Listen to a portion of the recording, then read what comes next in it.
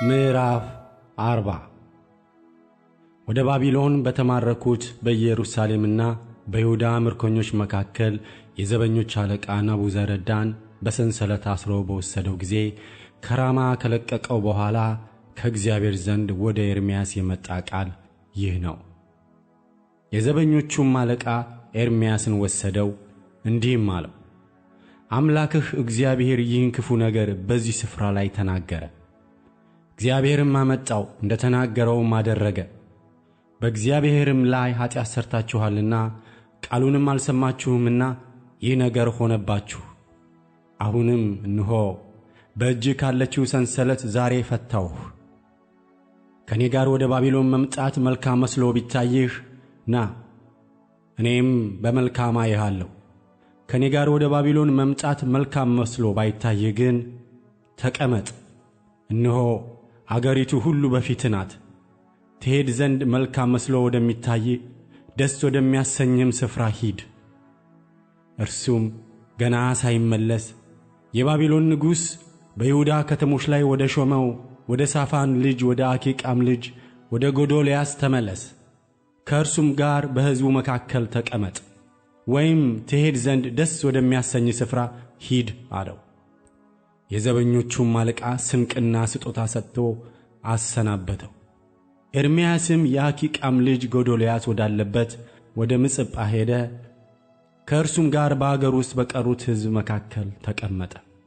በየሜዳውም የነበሩት የጭፍራ አለቆችና ሰዎቻቸው ሁሉ የባቢሎን ንጉሥ የአኪቃምን ልጅ ጎዶልያስን በምድር ላይ እንደሾመ ወንዶችና ሴቶች ልጆችንም ወደ ባቢሎን ያልተማረኩትን የምድርን ድሆች እንዳስጠበቀ በሰሙ ጊዜ የናታንያ ልጅ እስማኤል፣ የቃርያም ልጆች ዮሐናንና ዮናታን፣ የተንሁሜትም ልጅ ሰራያ፣ የነጦፋዊውም የዮፌ ልጆች፣ የማክታዊውም ልጅ የአዛንያ ከሰዎቻቸው ጋር ወደ ጎዶልያስ ወደ ምጽጳ መጡ።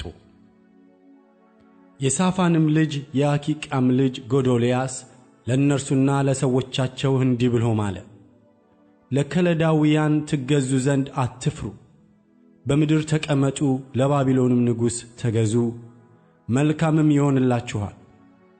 እኔም እንሆ ወደ እኛ በሚመጡት ከለዳውያን ፊት እቆም ዘንድ በምጽጳ እኖራለሁ።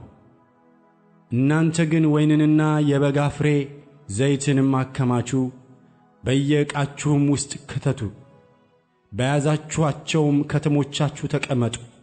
በሞዓብም በአሞንም ልጆች መካከል በኤዶምያስም በምድርም ሁሉ ላይ የነበሩ አይሁድ ሁሉ የባቢሎን ንጉሥ የይሁዳን ቅሬታ እንዳስቀረ የሳፋንንም ልጅ የአኪቃምን ልጅ ጎዶልያስን በላያቸው እንደሾመው በሰሙ ጊዜ አይሁድ ሁሉ ከተሰደዱበት ስፍራ ሁሉ ተመለሱ። ወደ ይሁዳም አገር ጎዶልያስ ወዳለበት ወደ ምጽጳ መጡ። ወይንና የበጋንም ፍሬ እጅግ ብዙ አከማቹ። የቃርያም ልጅ ዮሐናን በየሜዳውም የነበሩ የጭፍራ አለቆች ሁሉ ወደ ጎዶልያስ ወደ ምጽጳ መጥተው የአሞን ልጆች ንጉሥ በአሊስ ይገድል ዘንድ የናታንያን ልጅ እስማኤልን እንደ ሰደደ ታውቃለህን? አሉት። የአኪቃም ልጅ ጎዶልያስ ግን አላመናቸው። የቃርያም ልጅ ዮሐናን እባክህ ልሂድ፣ ማንም ሳያውቅ የናታንያን ልጅ እስማኤልን ልግደለው፣ ወደ አንተ የተሰበሰቡ አይሁድ ሁሉ እንዲበተኑ የይሁዳም ቅሬታ እንዲጠፋ ነፍስን ስለምን ይገላል? ብሎ በምጽጳ በቆይታ ለጎዶልያስ ተናገረ። የአኪቃም ልጅ ጎዶልያስ ግን የቃርያ ልጅ ዮሐናን በእስማኤል ላይ ሐሰት ተናግረሃልና ይህን ነገር አታድርግ አለው።